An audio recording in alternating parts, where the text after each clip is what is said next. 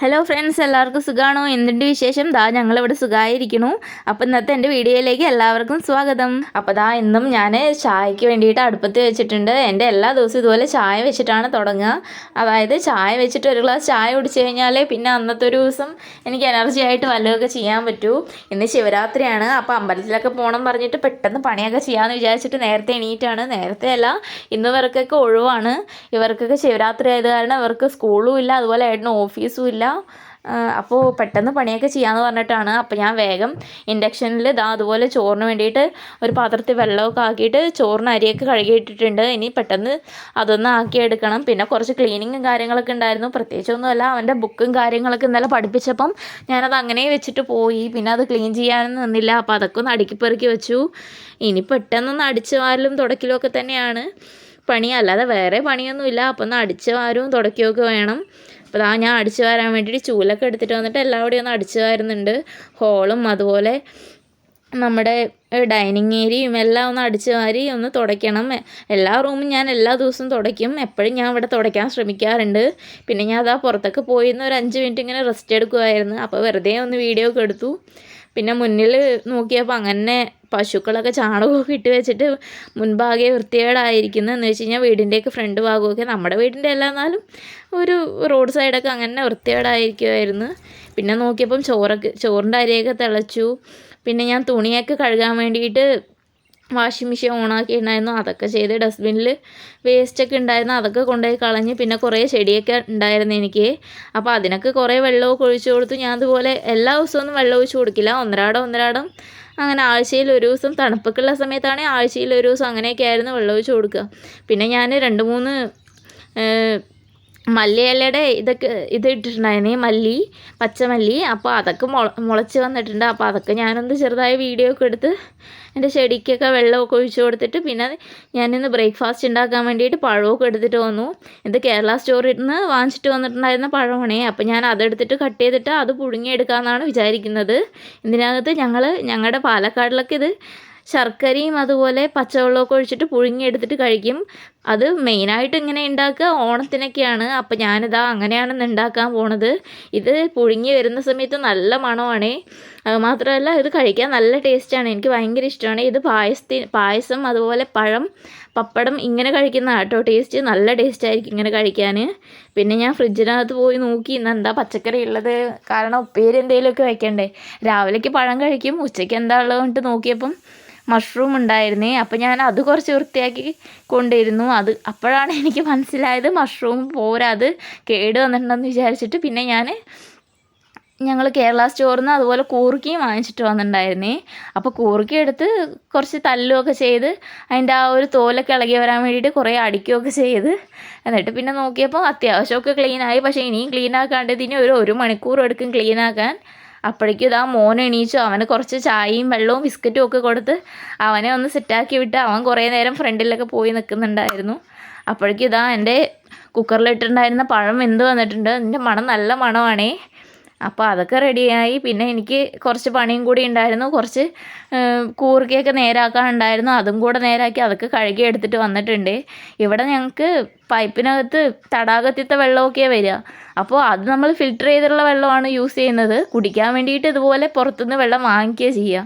എൻ്റെ കൈയൊക്കെ നോക്കിയപ്പോൾ നല്ലപോലെ കറുകറുന്നായിട്ടുണ്ട് കൂർക്കയൊക്കെ ചെത്തിയിട്ട്. പിന്നെ ഞാൻ കുറച്ച് ചെറിയ ഉള്ളിയൊക്കെ എടുത്ത്, ഇവിടെ ചെറിയ ഉള്ളിയൊന്നും കിട്ടില്ല, നമ്മൾ കേരള സ്റ്റോറിൽ നിന്ന് കൊണ്ടുവന്ന ചെറിയ ഉള്ളിയാണ്. അപ്പോൾ അത് 2-3 കിലോ ചെറിയ ഉള്ളി വാങ്ങിച്ചിട്ടുണ്ടായിരുന്നു. അപ്പോൾ അതെടുത്തിട്ട് നേരാക്കി. പിന്നെ ഇതൊക്കെ ഞാൻ കൂർക്കയ്ക്ക് വേണ്ടിയിട്ടാട്ടോ. കൂർക്ക ചെറിയ ഉള്ളി ഇട്ട് വെച്ച് കഴിഞ്ഞാൽ നല്ല ടേസ്റ്റാണ്. അതുപോലെ കുറച്ച് കറിവേപ്പിലയും അതുപോലെ കുറച്ച് വെളിച്ചെണ്ണയും കൂടി ഇടണം, അപ്പോഴേ അതിന് നല്ല ടേസ്റ്റ് ഉണ്ടാവും. പിന്നെ മോനെ ഞാൻ കുളിപ്പിച്ച് ഞങ്ങൾക്കും കൂടെ കുളിക്കാൻ വേണ്ടിയിട്ട് വെള്ളം നിറച്ചുകൊണ്ടിരിക്കുകയാണ്. ഇനി അതൊന്ന് ചൂടാക്കാനൊക്കെ കുത്തി വെച്ചിട്ട് ഉപ്പേരിക്കുള്ള പരിപാടി നോക്കാൻ പറഞ്ഞിട്ടാണേ.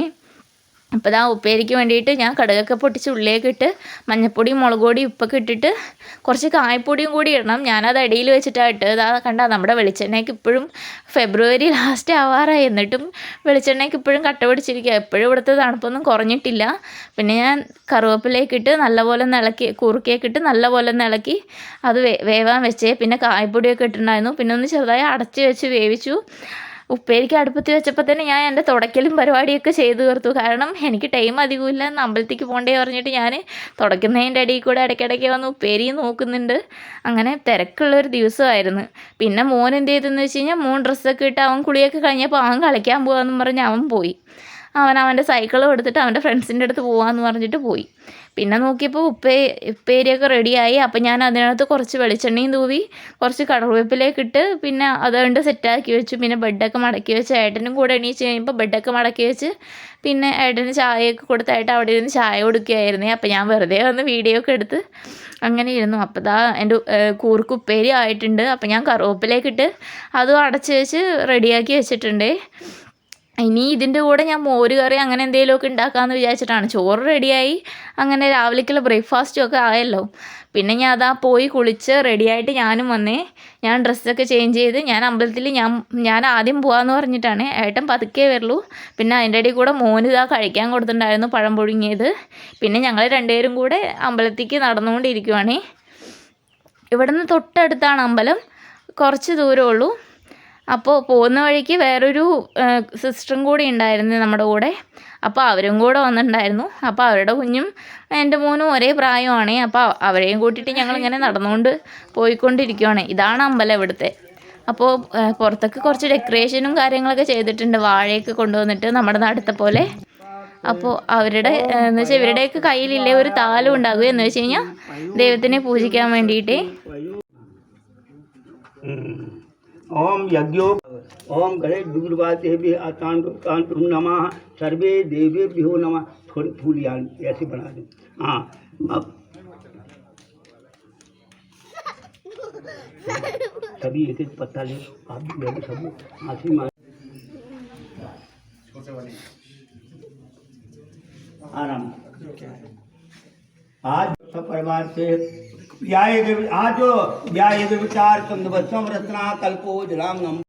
പിന്നെ ഇവിടെ ക്യാമ്പസിലുള്ള കുറേ ചേച്ചിമാരൊക്കെ ഇതുപോലെ കുറേ ദീദിമാരൊക്കെ ഇങ്ങനെ പൂജയും കാര്യങ്ങളൊക്കെ ചെയ്യുന്നുണ്ടായിരുന്നു. നമുക്കിതൊന്നും അറിയാത്ത കാരണം ഞാൻ പൂജയൊന്നും ചെയ്തില്ല. ഞാനിങ്ങനെ കുറച്ച് വീഡിയോസ് മാത്രമേ എടുത്തുള്ളൂ. എന്നിട്ട് ഞങ്ങൾ അമ്പലത്തിൻ്റെ പുറത്ത് വന്നു.